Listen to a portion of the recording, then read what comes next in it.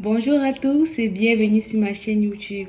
Aujourd'hui, je suis ravie de vous présenter un contenu qui porte sur comment préparer et réussir tout seul son projet de voyage. Comment préparer et réussir son projet d'immigration, que ce soit dans les pays d'Europe, d'Amérique, d'Asie et bien d'autres. Ceci reste tout de même un sujet qui suscite de nombreuses interrogations et qui impacte la vie de nombreuses personnes à travers le monde.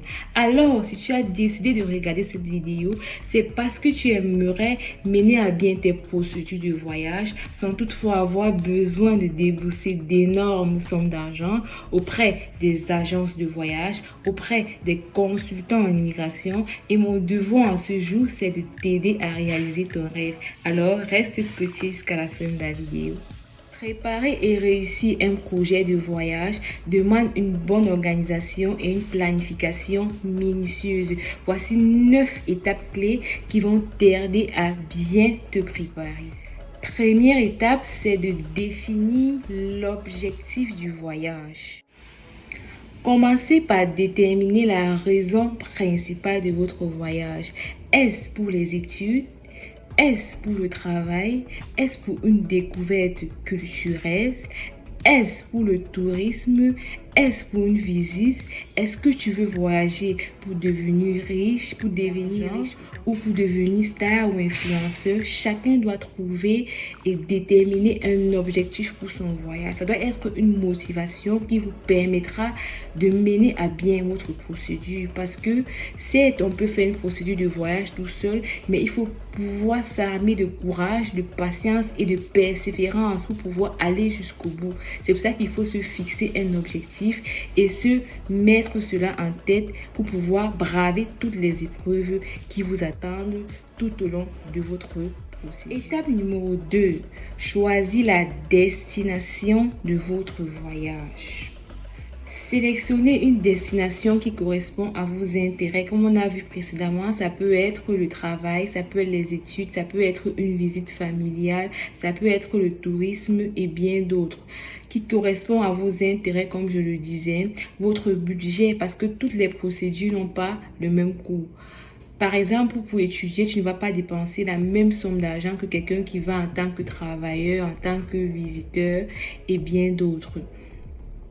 Et aussi, vous devez choisir votre destination en fonction des contraintes.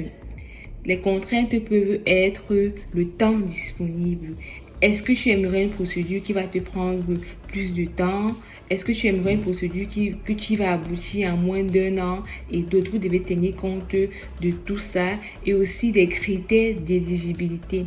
Parce qu'il y a des pays où il y a des procédures où par rapport à votre situation, vous ne pouvez pas être facilement éligible par rapport à quelqu'un d'autre. Donc, vous devez tenir compte de toutes ces contraintes lors du choix de votre destination.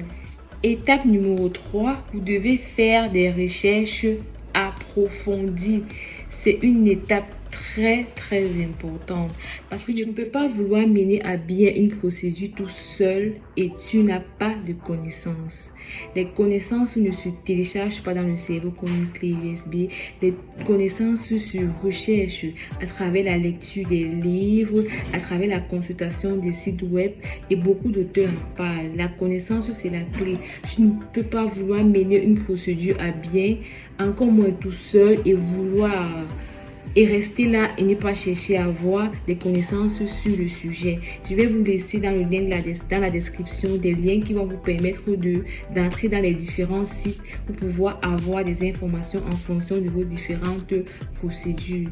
Vous devez faire des recherches sur les lois et exigences d'immigration du pays ou bien des pays dans lesquels vous souhaitez vous installer.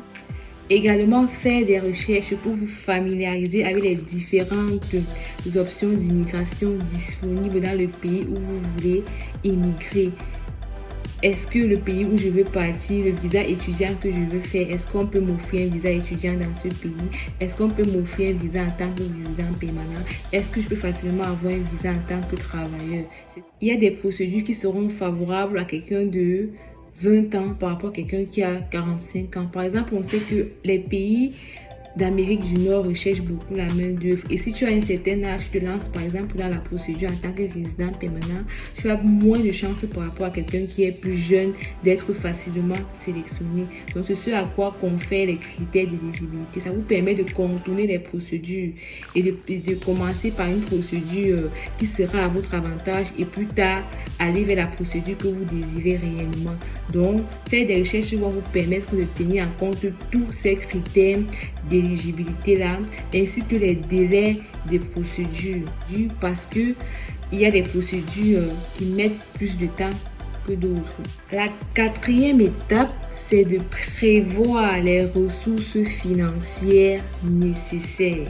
L'immigration peut être coûteuse, que ce soit en termes de frais de demande, de frais de traduction, de frais d'installation dans le nouveau pays, de frais de déplacement. Vous devez donc vous assurer d'avoir une planification financière adéquate pour pouvoir couvrir toutes ces dépenses et au préalable prévoir une marge pour les imprévus.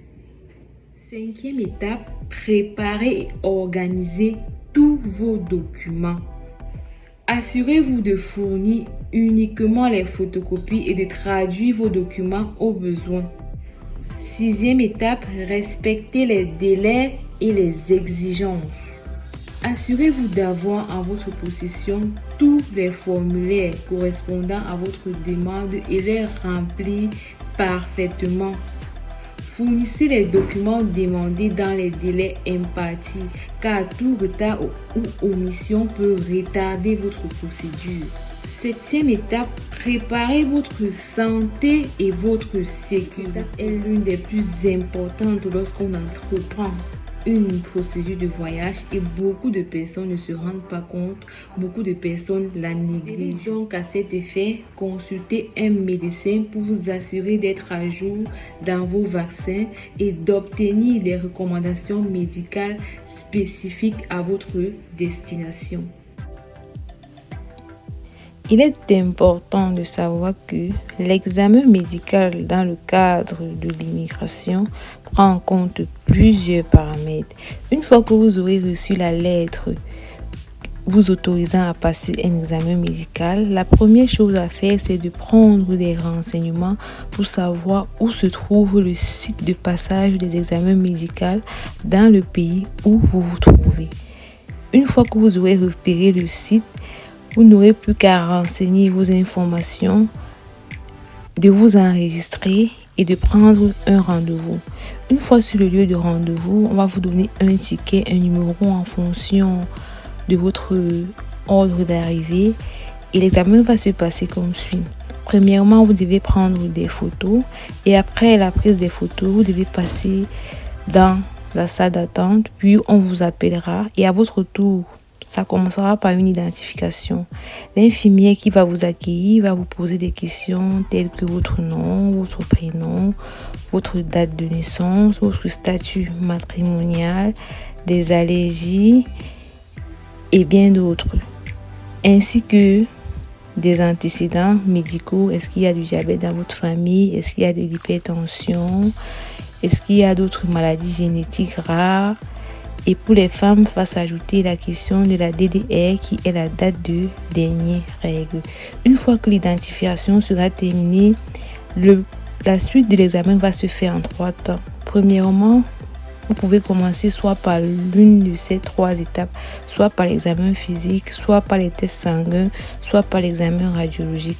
Généralement, l'examen physique va prendre en compte votre taille, on va mesurer votre taille, on va prendre votre poids et puis vous allez passer un examen de la vue. Une fois que cela sera fait, vous allez passer à l'examen de laboratoire. L'examen de laboratoire va consister à faire des prélèvements sanguins pour pouvoir diagnostiquer certaines pathologies, entre autres la sérologie à VIH, le syphilis, la syphilis autant pour moi, le chlamydia. Et un G-test ou test de grossesse sera fait pour toutes les femmes. Après passer ce test, vous aurez à faire un examen radiologique qui permettra de diagnostiquer certaines pathologies liées à l'atteinte des poumons. Donc vous allez passer une une radiographie qui va permettre de détecter des pathologies telles que la tuberculose, des cancers pulmonaires et bien d'autres.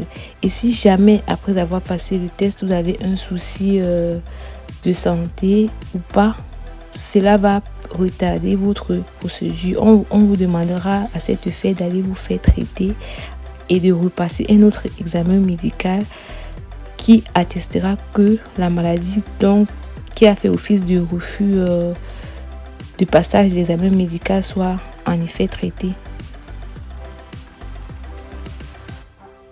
Et voilà, une fois l'examen passé, vous rentrez à la maison et puis vous allez attendre vos résultats. Et les résultats varient dépendamment des pays dans lesquels vous soumettez vos demandes. Ça peut aller de 2 semaines à 1 mois et vous pouvez demander à l'hôpital ou bien au centre en question de vous envoyer vos résultats par mail si vous en avez besoin.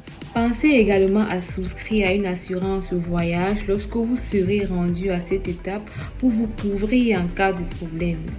Essayez de vous connecter avec des personnes déjà établies dans le pays où vous souhaiteriez immigrer.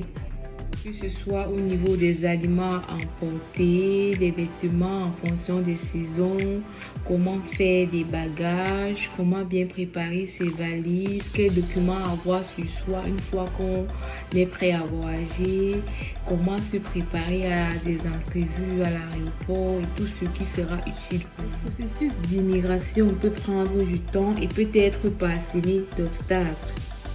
Gardez à l'esprit que chaque pays a ses propres procédures et délais et que la réussite de votre demande peut prendre du temps. Voilà, c'est la fin de cette présentation sur comment préparer et réussir tout seul son projet d'immigration. J'espère que vous avez trouvé cette vidéo intéressante et informative. N'hésitez pas à partager vos expériences dans la section commentaires ci-dessous. Si vous avez aimé la vidéo, n'oubliez pas de la liker, de la partager et de vous abonner sur notre chaîne pour ne pas manquer les prochaines vidéos passionnantes. Merci d'avoir regardé. À bientôt pour de nouvelles astuces.